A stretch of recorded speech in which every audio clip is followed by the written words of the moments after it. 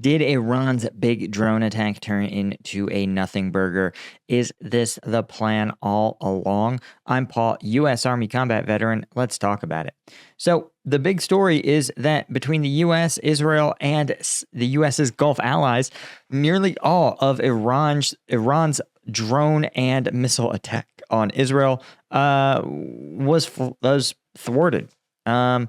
Right, American forces, as well as the Israeli Iron Dome system and the a number of Gulf states, used their anti-air systems to grind down essentially Iran's ballistic missile wave, drone and missile wave that it fired at Israel in response to an attack on the Iranian embassy. Pentagon said U.S. forces intercepted dozens of missiles and drones launched from Iran, Iraq, Syria, and Yemen that were all headed towards Israel. The U.S. has, despite its very public splits with Israel regarding its treatment of Palestinian civilians in Gaza, they've continued to state that their support to protect Israel from Iran and its proxies is ironclad. Now, Biden made clear to Israeli Prime Minister Netanyahu the U.S. was not going to participate in any way in offensive action against Iran.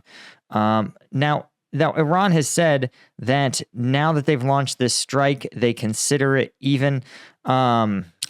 This was a. This was so. A lot of people are arguing on the internet that this was a symbolic strike. That Iran had signals what it was going to do. It knew it was never really going to produce these kind of effects, and the U.S. knew it as well. And I don't think that's true. The reason is first that this mirrors Russian attacks that used Iranian-provided Shahed drones, right?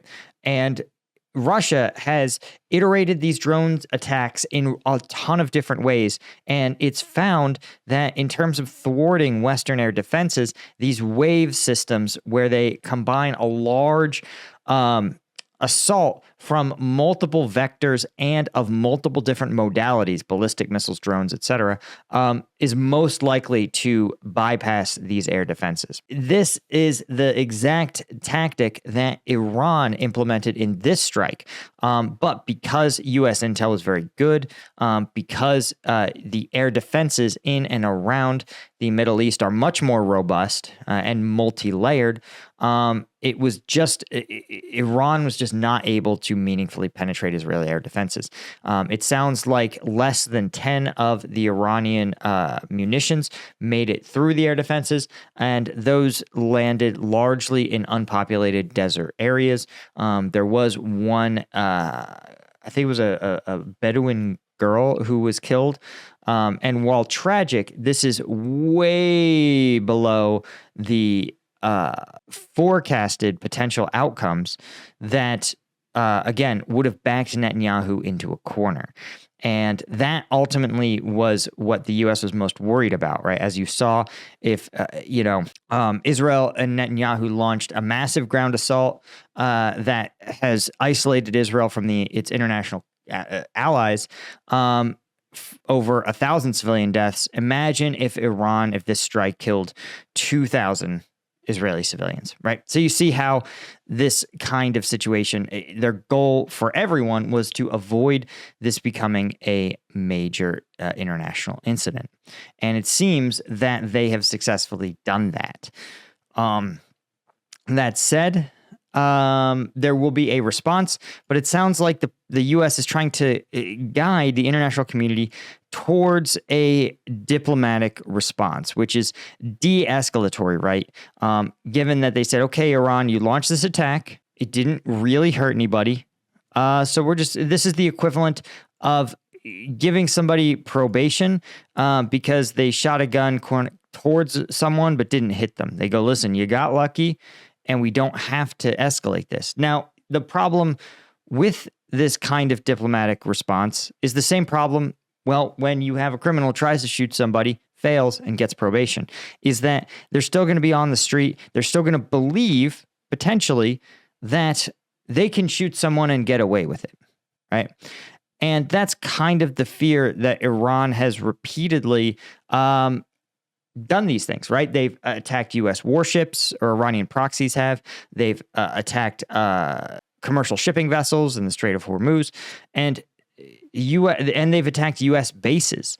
And the U.S. has responded, but it hasn't really impacted Iran's behavior in any substantive way. So overall, it seems like the immediate crisis has been avoided, but the more fundamental problem of an escalatory Iran has not yet been solved. And increasingly, unfortunately, it looks like the Western world is increasingly adopting this stance of just like, Iran gets to do these things, right? It's sort of like when you have a bunch of siblings and one of your siblings behaves worse than everybody else, but they get punished the least. And your parents go, well, that's just the way Susie is. Susie just fights people in the street, and none of you guys, and that's just what it is. But none of you guys should fight people in the street because you'll get in trouble. Right? That's sort of how it feels increasingly for Iran, where they're allowed to engage in really bad behavior that no other country would get away with, simply because everyone goes, well, that's Iran. But we're a long way from solving that big problem.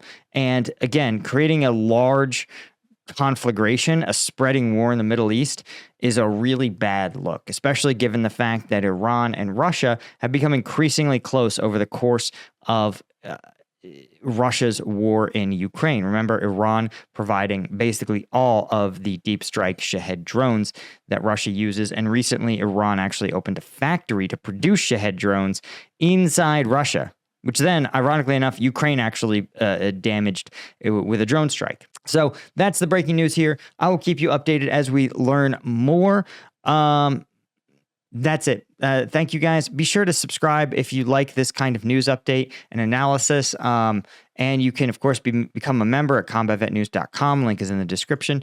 And a huge thanks to all our existing Colonel and Lieutenant tier members at combatvetnews.com. You guys are the ones who really make this whole thing possible.